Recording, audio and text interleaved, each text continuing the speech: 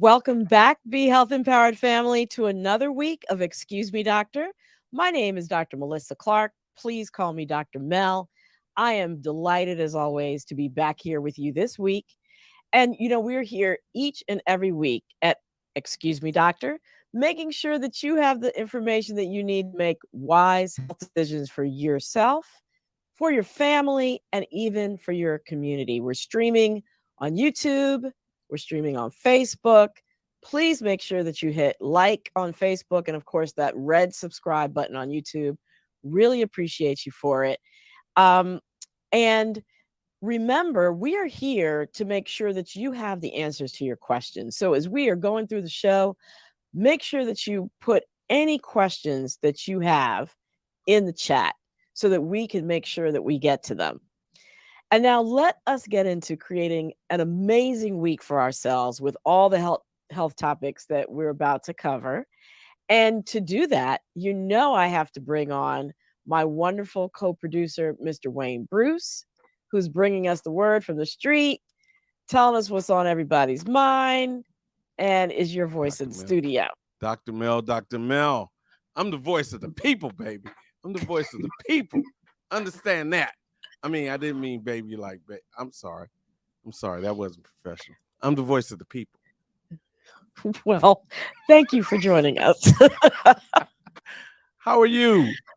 Doing good. We got an amazing show tonight, right? I know. I'm looking forward to the show. I just want to shout out our other co-producer, West Coast, couldn't make it in. She was caught up in all the activities of Los Angeles last night.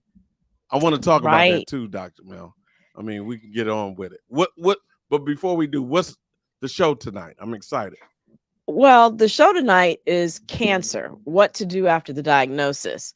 And it came about because two facts converge. First of all, it's a time of the year that we recognize a disease called multiple myeloma, which you may remember that Colin Powell had. And that was what made him vulnerable, unfortunately, to COVID-19. And then the second thing that really prompted the show tonight is that a very dear, close family member has been diagnosed with lung cancer recently. And as a family, we are living the answer to this very question as we speak. And so we thought it was really important just to bring this information to you all, our listeners, our Be Health Empowered family. It's amazing that 225,000 people, actually 225,000 Black people each year are diagnosed, they get a new cancer diagnosis. Yes. And Black people have the highest death rate and shortest survival of any racial or ethnic group in the United States from most cancers, including multiple myeloma. So this is an incredibly important topic. I hope everybody is tuning in and sharing it with anybody who has had a cancer diagnosis, because they might have some things to share with us in the chat. People who are going through this right now and trying to figure it out, they'll definitely benefit. And anybody who loves them and who's part of their village, part of their family. So please share it. Everybody join in. It's an important show tonight. And I'm personally going to ask some questions. And I'll be taking everybody's questions from Facebook and YouTube and all the other areas around the interwebs that we have. Absolutely. But we got to start with what happened in the week. We got to recap the week. Well, a couple weeks. Has it been a couple weeks? It's been a couple weeks. It's been a couple weeks. Yeah, we were off last week. I was at actually a health equity conference.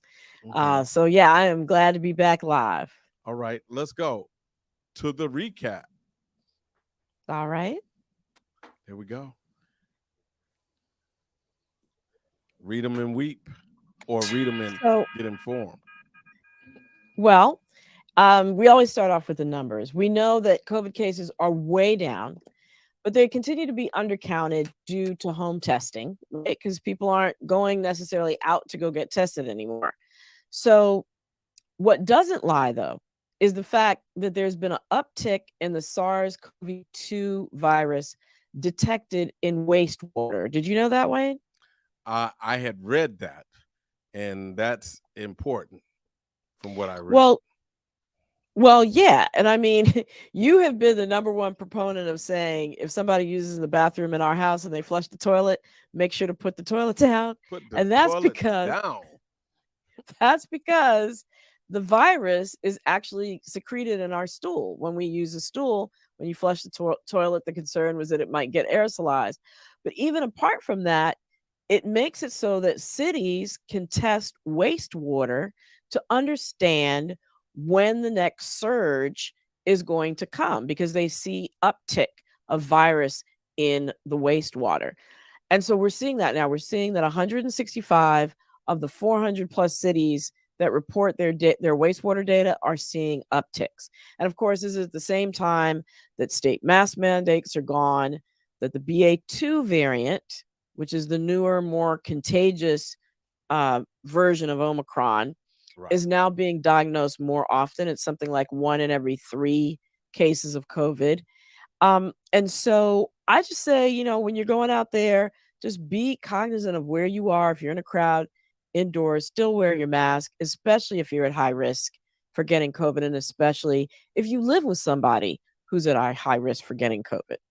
Right. So we're still losing souls though. That's Yeah. Yep. 762 people died yesterday from COVID. Of course, this is way less than what it was at the peak of Omicron, which was almost 3,000 people a day. But we're at over 975,000 deaths in the United States, and of course, over 6 million worldwide. The pandemic's not over yet. so bright side. Give us some facts. What do we have? Okay. So 70% of people over 5 years old have have had two vaccines. Mm-hmm. 46% of people over 12, because you have to be 12 or older to get boosted. So 46% of those people who are eligible are boosted. And we know more and more data is coming out every day that Mm-hmm. vaccinations prevent hospitalization and deaths. That three vaccine series, so the first two plus the booster, was 94% effective at preventing hospitalization and death during the last surge. So right now there's, questions as to whether we should um, extend the booster to people 50 and over. A fourth booster, a fourth dose, Right. not a fourth booster, sorry, a fourth dose. Should it be extended to people 50 and over? That's going to be looked at in the next couple of weeks by the FDA and the CDC. We know Okay. already that if you're immune compromised, so if you're getting treated for cancer, for example, or you have HIV or you're on steroids, that you should have gotten or get a fourth dose 3 months or more after your third dose. So that's true already for immunocompromised people. The question is, should it happen for people over 50? So we're going to be keeping you up to date on whether that comes through and what the ideal timing will be that's recommended. That's great. I know the fourth shot is what's on everybody's mind. It should be on everybody's mind who is over 50, and some of us are. Right. Some of us Some are. some of us are. So look, Right. I I was going through the recap, and I came up on that article that said we're being tested. We're having plastic in our blood. Yeah, well, this was a small study. They looked at 22 people who donated blood and found that microplastics were detected in 4 out of 5 of the people tested, right? 80%. What are Wow. microplastics? They're small bits of plastic that's the size of dust that are everywhere. It's in our water supply, our food, the air we breathe, because we overproduce plastic. It's everywhere. It's from, the deepest trenches in the ocean to the top of Mount Everest, it's plastic. And so estimates show that we're consuming about the size of a credit card in plastic each week. And even in the face of that, we're still, doubling plastic production by the year 2040. So the most detected microplastics are ones that are used to produce bottled drinks, food, packaging, clothes, household products, plastic bags. We still don't know what this finding means to our overall health, that these microplastics in our blood. But when they looked at it in mice who are, believe it or not, biologically very closely related to us, it shows that it stunts the growth of baby mice and that it can cause inflammation in the gut and low sperm counts. So more study is needed to understand what is it actually doing to us as humans.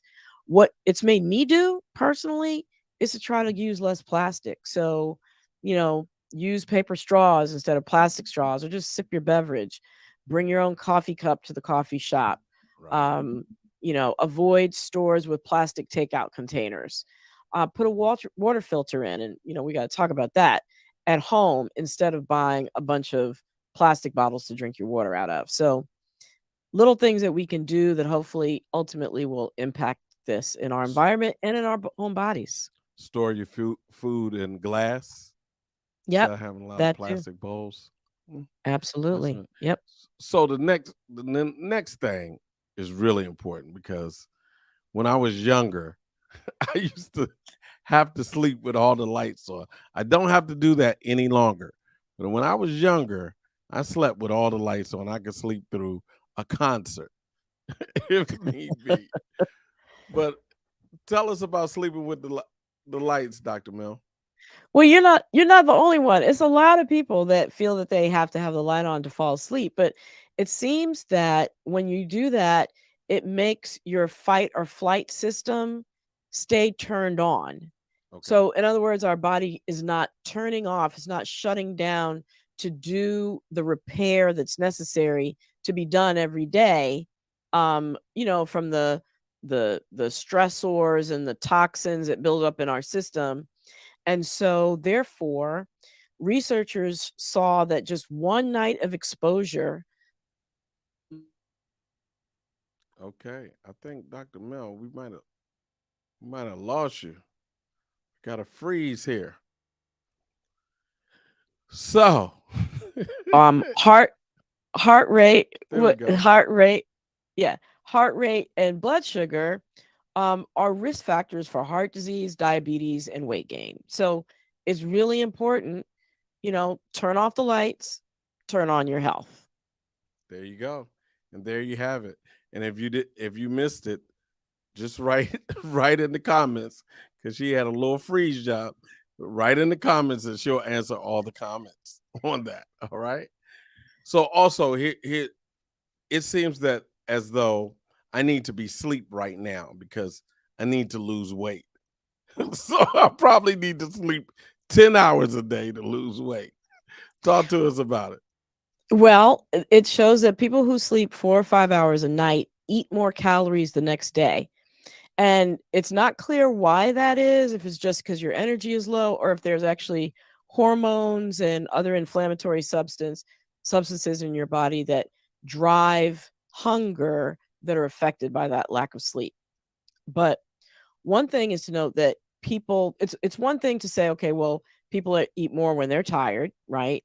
But it's another thing to show that by increasing sleep, we can decrease calorie intake. But that's just what this one new study showed from University of Chicago. They showed that people who were overweight and getting less than 6.5 hours of sleep a night, um, that who received no advice versus personalized sleep recommendations to boost the amount of time that they slept, um, actually did better. So the ones that, got the personalized sleep recommendations, which included decreasing light in your room, right? Yep. Creating a bedtime routine, limiting phone and TV use, decreasing caffeine intake, and increasing exercise.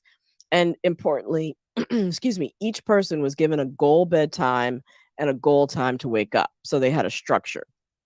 Okay. And so after they did this for a couple weeks, they saw that the intervention group got about an hour and a half extra sleep a night, as documented by wrist monitors, but they took in 150 fewer calories a day.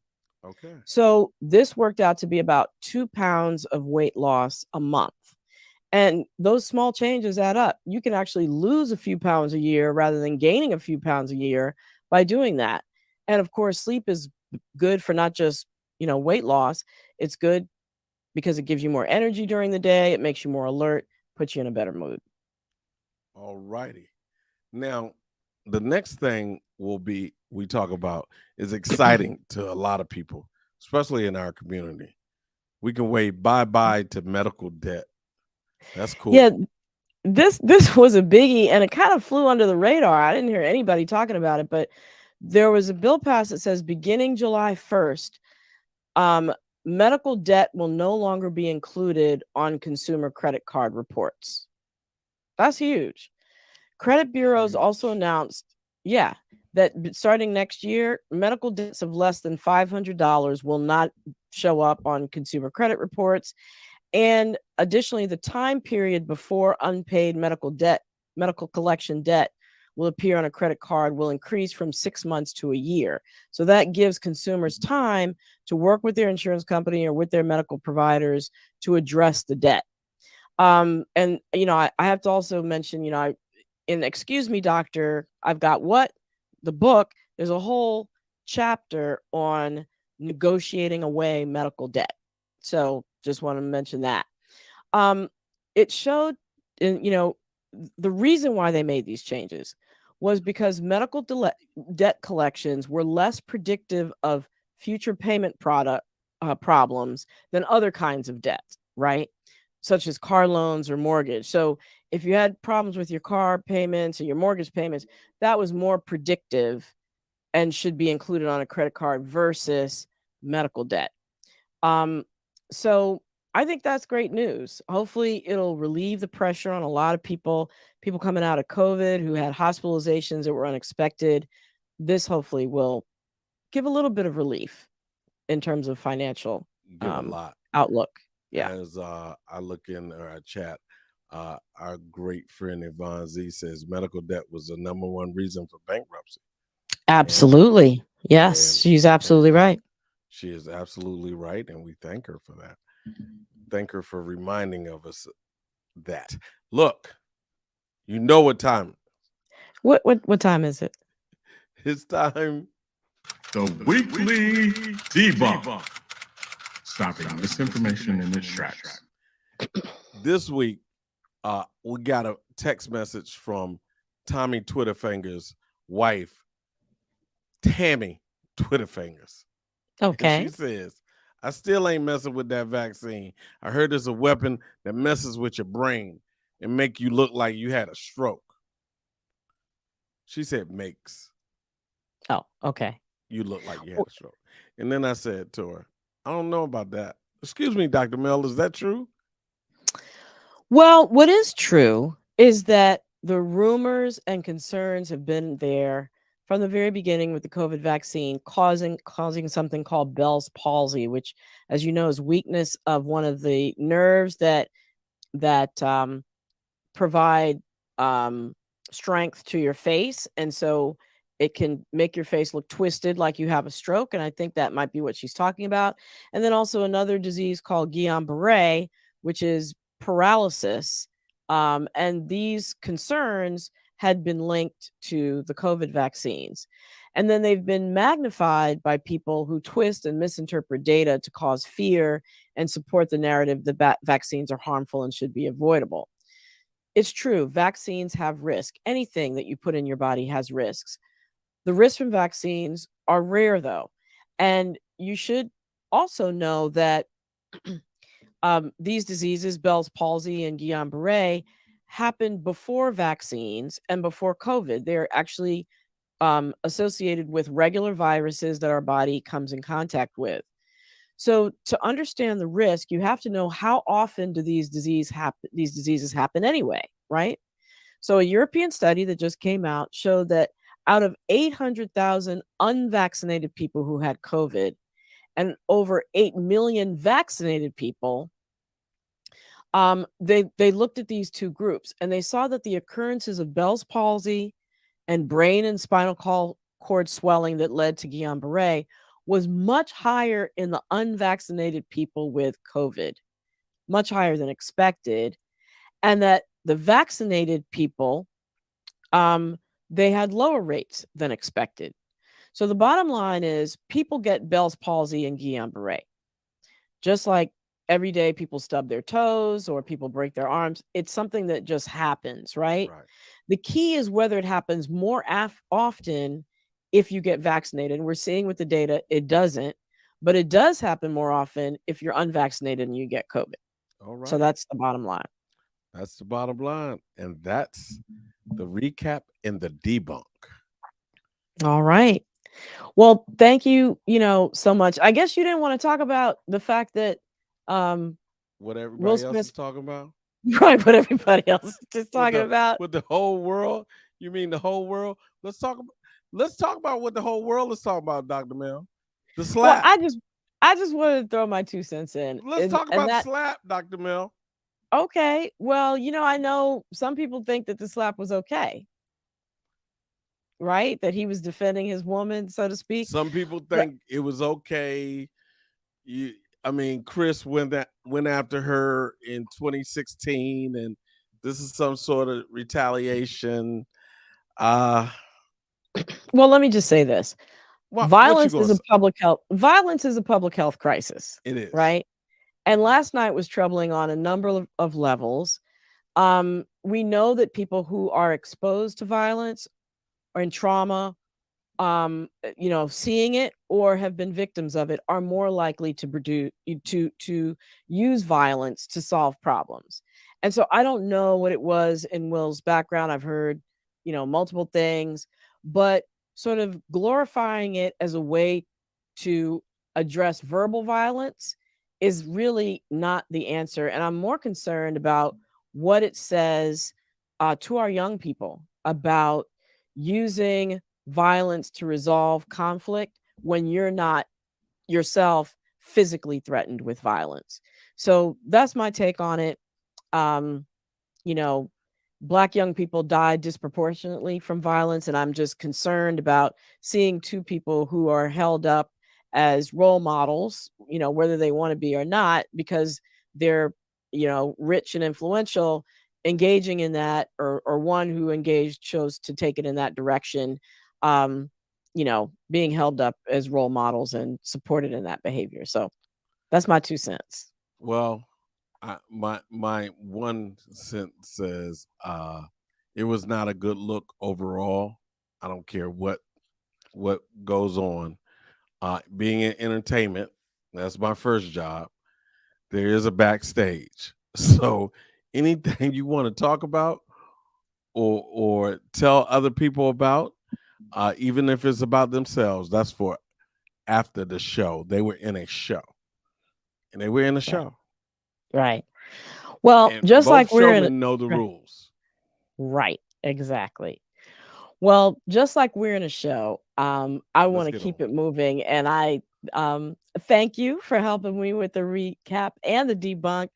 But we have to get to our wonderful guests who are waiting in the wings because we have this incredible topic to talk about tonight. So thanks for joining me, Wayne. I will see you in a little bit. Everybody, remember, put your questions in the chat. We're going to hear now about cancer. It's that diagnosis that takes people's breath away and often leaves them paralyzed with fear, not knowing what to do. The healthcare system is difficult enough to navigate with any new diagnosis, but with cancer, with difficult to understand terms and multiple people coming at you, it can be even more daunting. Layer on top of that, the inconsistent provision of high quality care to Black and Brown people. And it's no wonder that cancers in the Black and Brown population are often diagnosed later and at more advanced stages. Multiple myeloma, it's Multiple Myeloma Awareness Month. It's a cancer of the very same immune cells that produce antibodies, right? It's the second most common blood cancer in African Americans, and Black people get diagnosed with it at twice the rate of whites. Tonight we have an incredible guest, Dr. Isabelle Blackwood Ellis, who is a survivor of multiple myeloma. She's had to navigate the health system to get treatment, and she's here to share her story and her lessons learned. It also doesn't hurt that she's both a school psychologist and a clinical psychologist with extensive experience providing individual, family, group, and couples therapy. She's a friend to the show. Welcome back, Dr. Isabelle Blackwood Ellis. Thank you so much for being here.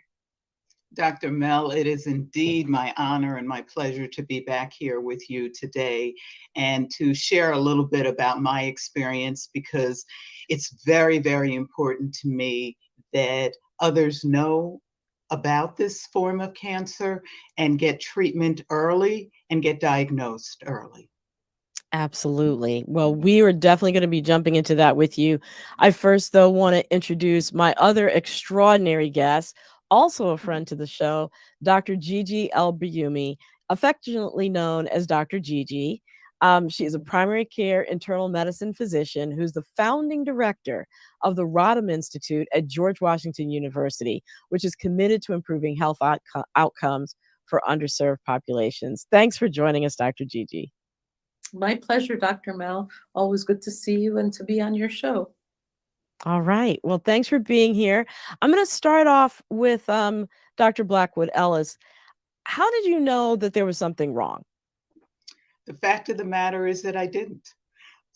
It was from a routine blood test. We were in the middle of a pandemic, and I decided, okay, well, I'll go ahead and get my blood work done. And there was something a little bit off. And my doctor's initial question to me, it was, have you been drinking more? Now, what I wanted to say to her is, we're in a pandemic. Hasn't everybody been drinking a little bit more? But I didn't. Yeah. And so, but I said, no, not anything significant. She said, okay, we're going to repeat that in another couple months. So in another couple months, we repeated it. And before I got home, at the end of the day, there were all kinds of emergency calls coming in to me. There's something major going on with you. You're severely anemic. You've got to get to your doctor. And my doctor tells me, you have cancer. I'm not sure exactly what kind, and I'm referring you to the oncologist, but the oncologist can't see you until Tuesday. This is Martin Luther King weekend. So over the course of the weekend, I'm sitting there knowing I have some form of cancer, not exactly what kind, and just in a state of utter shock. And, you know, I didn't know where the ground was that I was to be walking on.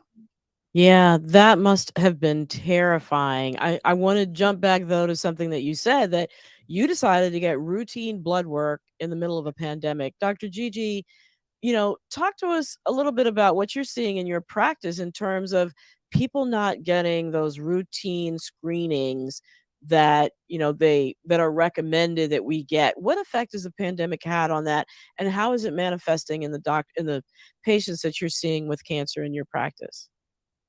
Yeah, I always say that COVID has killed more than the number of people we see listed as dying from COVID, because I'm seeing people at much later stages of their cancer diagnoses. People are missing their routine mammograms, their colonoscopies, their prostate cancer tests, as well as CAT scans of their chests, which can be done as a screening for lung cancer. They're also missing pap smears, and those are sort of the 5 main ways to screen for the more common kinds of cancers. And I think sometimes people are feeling so overwhelmed with everything that's going on right now in our world, COVID being one of many. We're experiencing the PTSD of the previous administration, the pandemic of the serial murders of Black people.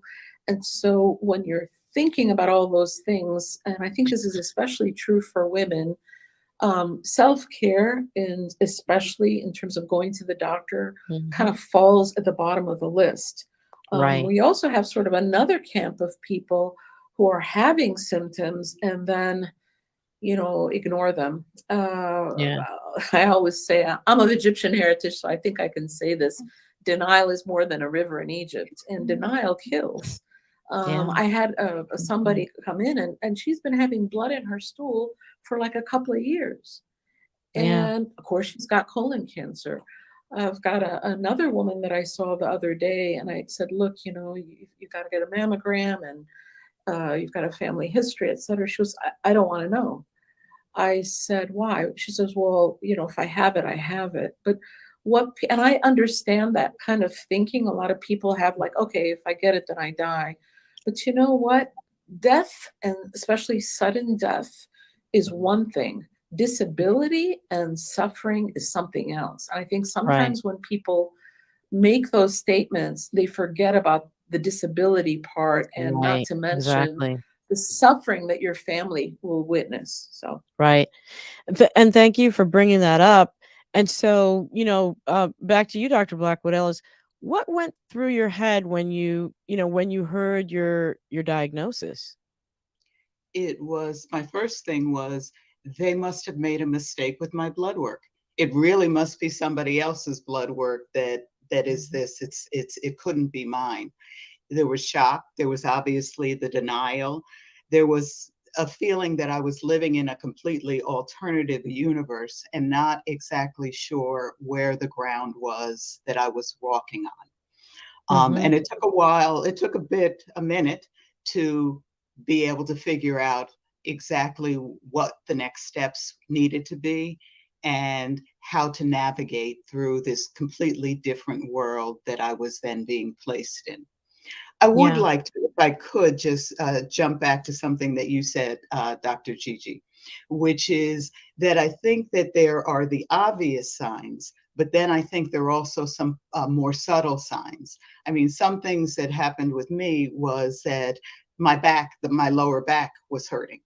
And that's, a sign of multiple myeloma. But to me, I'm sitting in a chair every day, so I probably just need to buy a new chair. And then I'm extremely exhausted.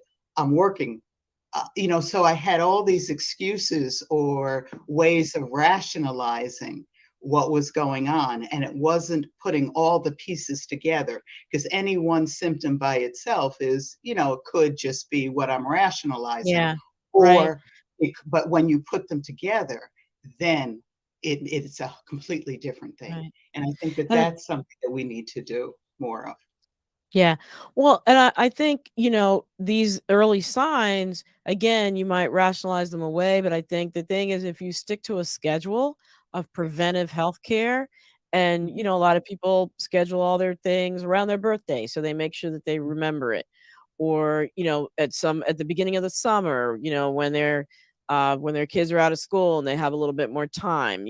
So whatever it is, having some sort of anniversary date to remember to and stick to do those screenings, even if the signs are subtle. That way, you have something on the books. Um, so how did you then find the right specialists to go to? Who helped you with that? Sort of putting together your team. I was actually very lucky with that, to be honest with you, or not lucky, very blessed. My primary physician referred me to my oncologist, who then teamed up with a John Hopkins oncologist for the stem cell transplant. So mine went relatively smoothly. And again, I have a blessing of having a sister who is also an oncologist, who was on top of everything step by step. Um, but that is not obviously the That's case not for the everybody. usual. Yeah. So Yeah. I am very aware of my blessings Yeah. with that, because I know it can be challenging. Yeah, and one of the reasons actually that Black people, I gave some statistics about multiple myeloma at the beginning of the show, but one of the reasons that Black people have worse outcomes with multiple myeloma, sorry, is they're not recommended for stem cell treatments, which transplants, which is the treatment, and they also might not receive the recommended medications, which tend to be more expensive, the ones that are associated with better outcomes. So, Dr. Gigi, knowing this, what can be done to address the bias that sometimes we see among healthcare providers when it comes to mm, being uniform in the treatment options that they give to patients? wow, that's such a huge question. And It is. I think that that is one of the reasons that accounts for the worst outcomes is the behavior of the healthcare system towards Black and Brown people, and the racism that's actually baked into the system. And we could certainly talk for a lot of, for a long while, probably for a number of shows about why that is. But the bottom line is that until and unless there is accountability of healthcare systems for outcomes, and data is published even to the very physician that includes ethnic and racial and gender backgrounds, then this becomes sort of the dirty secret, the dirty little secret, and it becomes, just statistics that are overall kind of mentioned without knowing any kind of granular information.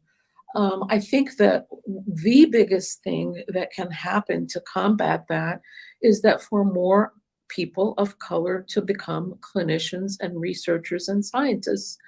This has been shown as the effective way to improve outcomes. People who see a Black male physician, a Black man, for prostate cancer screening is going to have a better outcome.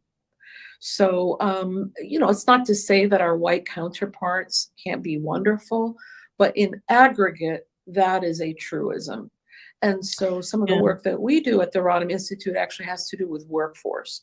But that's one of the main things that I would say. Yeah, no, thank you. And so, given that, what do you recommend to patients when they get a cancer diagnosis about some of the questions that they should ask to advocate for themselves? Well, full disclosure, I've had cancer not once, but twice. My first diagnosis was 17 years ago. I had breast cancer and had to go through the whole drill, bilateral mastectomy, chemo. I lost all my hair. I had the HER2 positive type, so I also had to have a year of weekly IVs of something called Herceptin.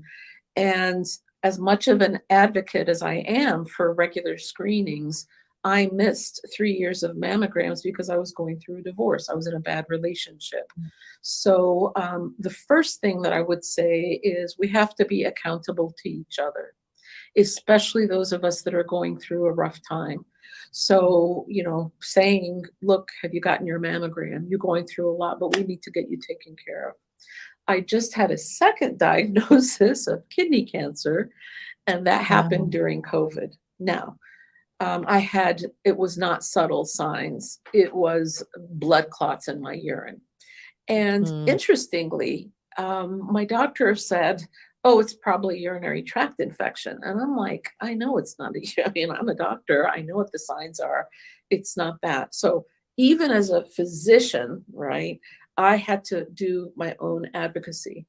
And because of the privilege that I have based on my class and education and being a physician, I was able to get things done very, very quickly. So between the times of my symptoms and my getting my first chemotherapy, mind you, this is in the midst of COVID, it was 10 days.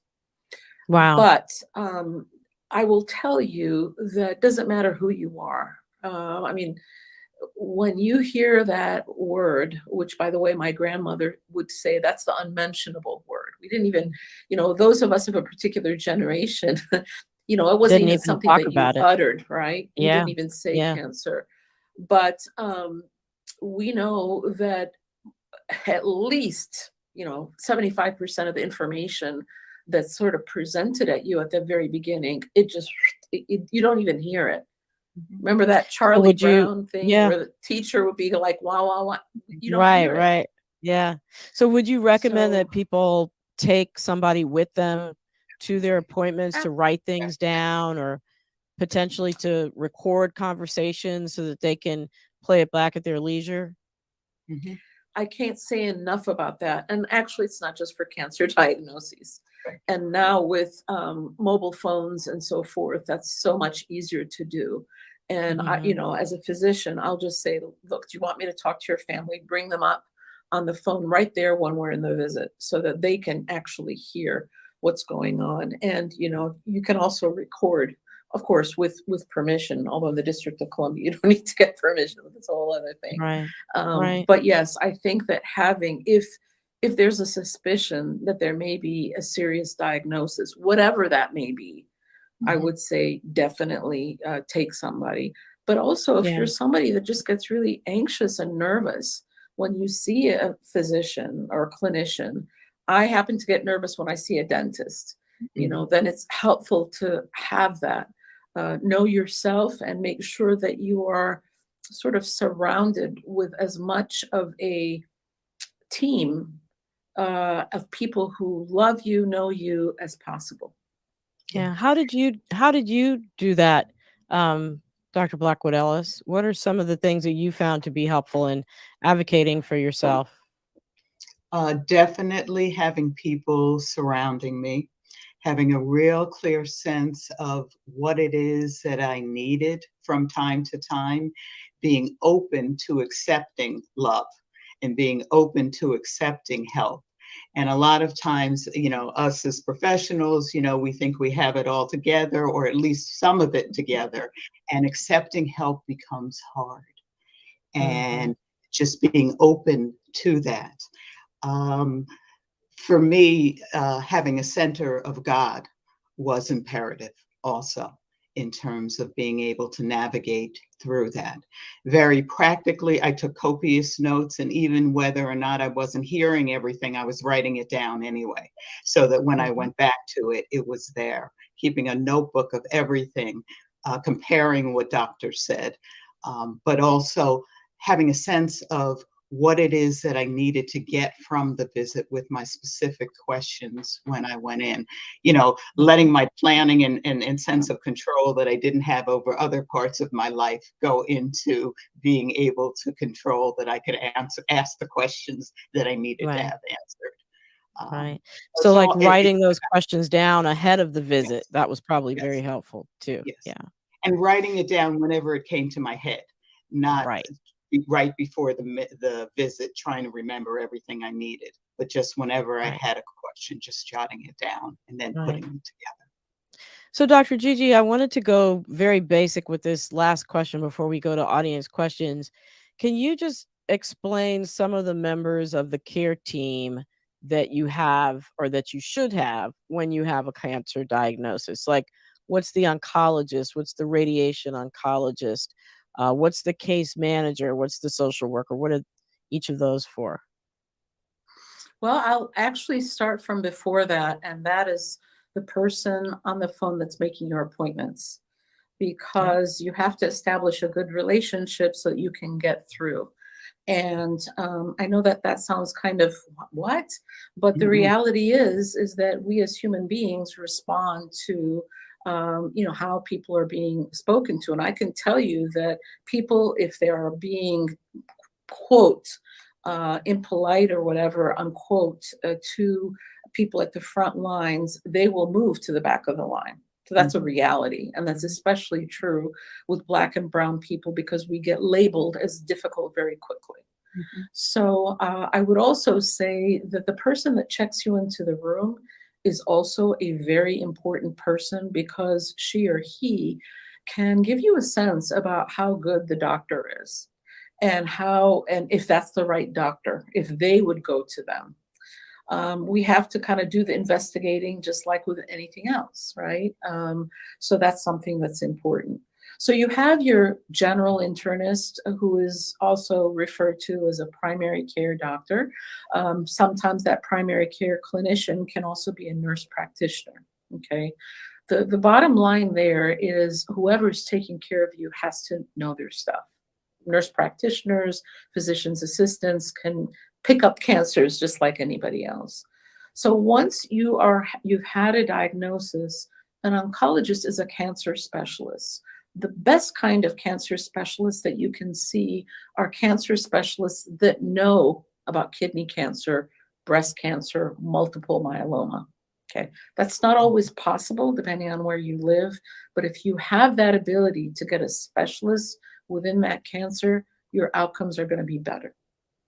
The nurse that you're working with, I mean, look at, I call them angels on earth, because they're the ones that are actually really taking care of you. They're the ones that administer the chemotherapy. They are the ones that you cry with, that you sort of share your frustrations with. They see you, they're your cheerleaders, and also they're really, really smart and can give you that information about who's the best person for you to see. The social worker, or sorry, the case manager is somebody that if you need other services, and if you need, as many of us who go through any serious diagnosis need, is the support for you and your family, not just emotional support, which is of course key, but any other support that you might need. Like Having coordinating somebody visits. coordinating visits, but also having somebody to help with house cleaning, or if transportation is an issue. These are some of the barriers that African Americans, people of color, face disproportionately if they're from poor backgrounds.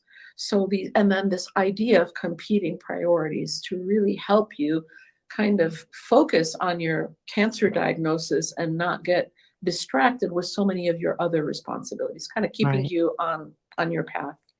Right. Well, thank you for that rundown. It's actually time to go to audience questions. Actually, I snipped a little bit off. So Wayne, what are we seeing out in the chat? Wow. First of all, I would just like to say to both of you ladies what the audience is saying. If you can't see our chat, there's nothing but incredible amount of support for both of you, incredible amount of support for all three of you for just having this discussion tonight. But I would like to first start with a question, and they're coming in so fast that it's hard to get them in. I'm going to get to a lot of people. This comes from Edith Michelle. Will telemedicine become a more regular practice that allows outside relatives to participate in medical care? That's an excellent question. What do you think, Dr. Gigi?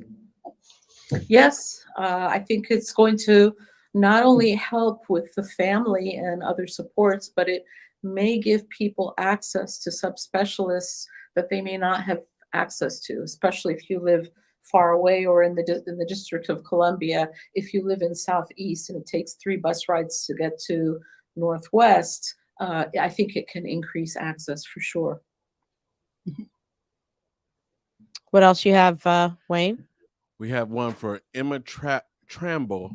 She asks, can you tell us about Evershield, the monoclonal therapy that you're giving antibodies for people who don't mount a response? Yeah, I think that's a great question. And so Evishield is it's just like you said, it's a monoclonal antibody that actually lasts for a year. So it's a treatment specifically for individuals who may have cancer or maybe undergoing treatment, whose immune system is low. And so regular vaccination is not effective in helping them mount an immune response against COVID. And so Evishield is a product that's been developed specifically to basically help give you antibodies that last for a long time and allow you to be able to go out and interact with a mask on without having to really worry as much as if you had no protection at all. Okay, we have Denise Thomas, and I believe her question asks, what about soft tissue sarcomas? What do you know about them? I Dr. can Gigi, take that if you'd like. Yeah. Mhm. Soft tissue sarcomas, unfortunately, are more common in people of African descent, and it's a very tough one because they can occur in younger people. And so it's a soft tissue sarcoma is basically a cancer of the actual muscle. So it can be a muscle in any part of your body, in your leg, your chest wall, etc.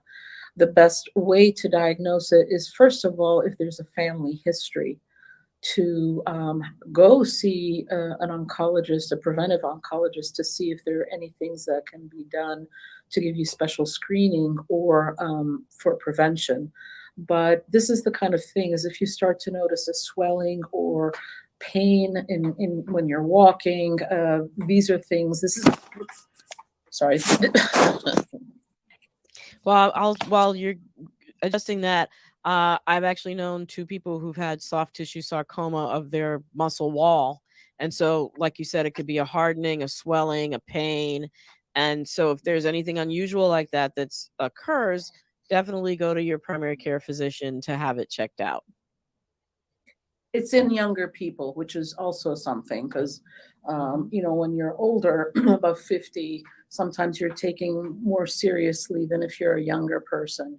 So this is one that occurs in younger people. Yeah. Okay, we have another question coming from Yvonne Smith. Why do doctors ask, is there someone I can call? Does that mean something is wrong? Not Dr. sure. Gigi?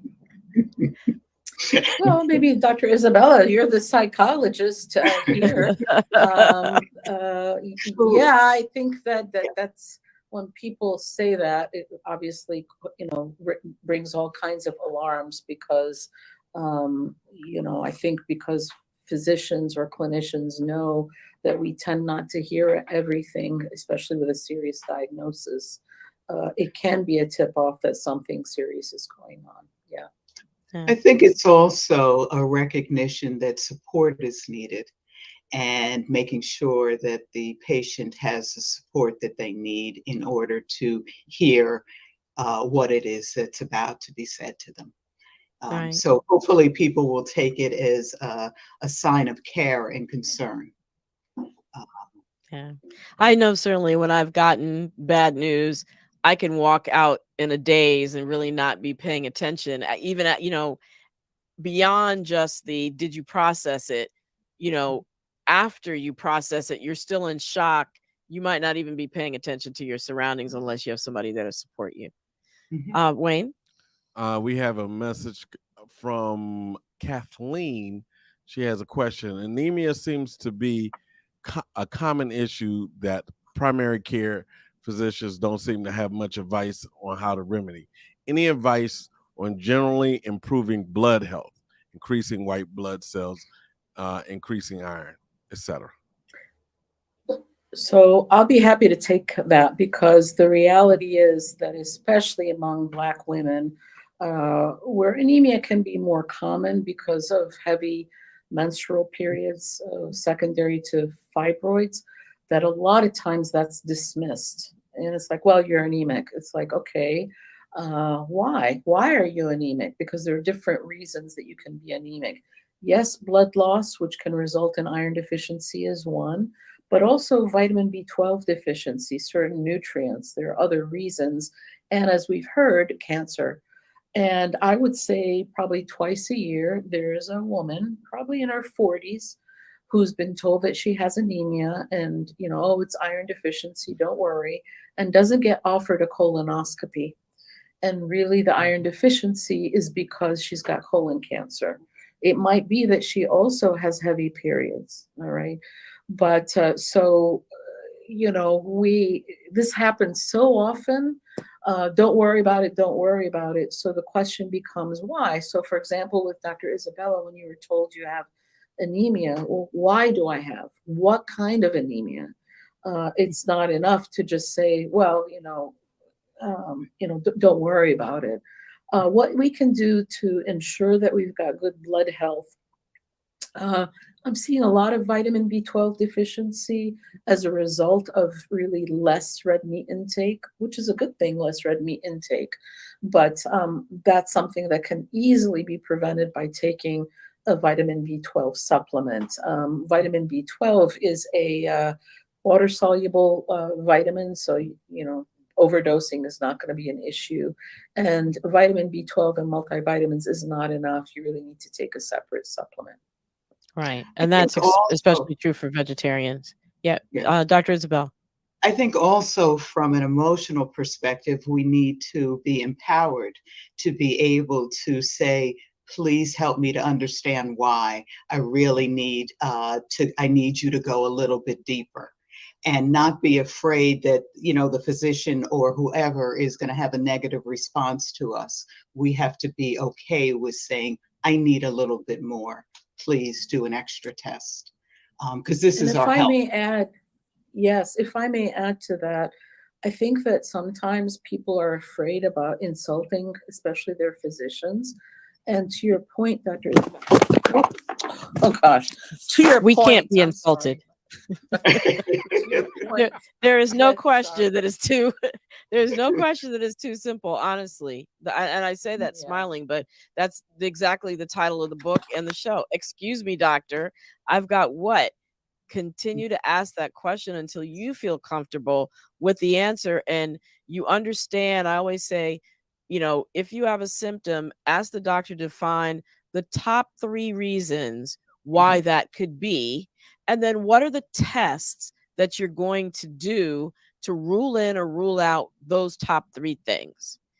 Whatever, even if it's cancer, if it's anemia, whatever it is, that question by itself can just open up a wealth of information and understanding for you, and continue to ask questions until you feel that you understand it enough that you could explain it when you go home to somebody else. So Okay. And if you're not getting answers, it's okay. Physicians will not be insulted. And even if they are, as Dr. Isabelle said, this is your health. Find somebody else. And, there's blackdoctor.org, there's the Association of Black Cardiologists, of Oncologists, etc., where you can find people that will listen to you. We go shopping for clothes, we go shopping for cars, we compare. This is your health. If you're not getting satisfaction, you feel dismissed, find somebody else. Yep. That's it. That's our show. wow, have that went so really many quickly. Questions left, but that's our show. Yeah.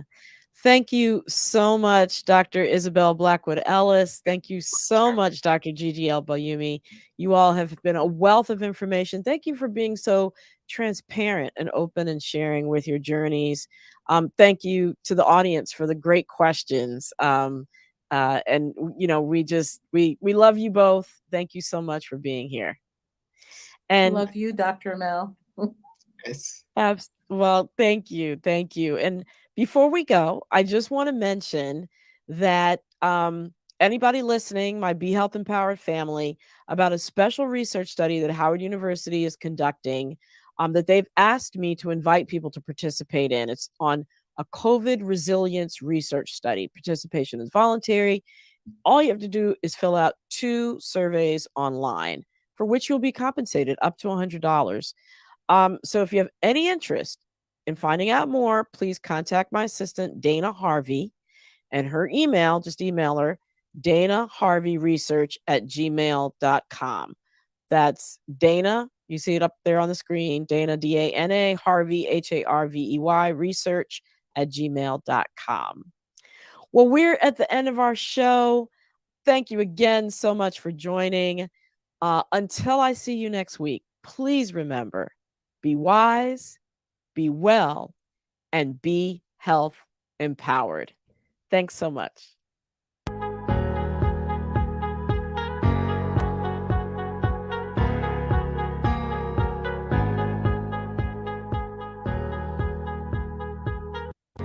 My name is Dion Davis.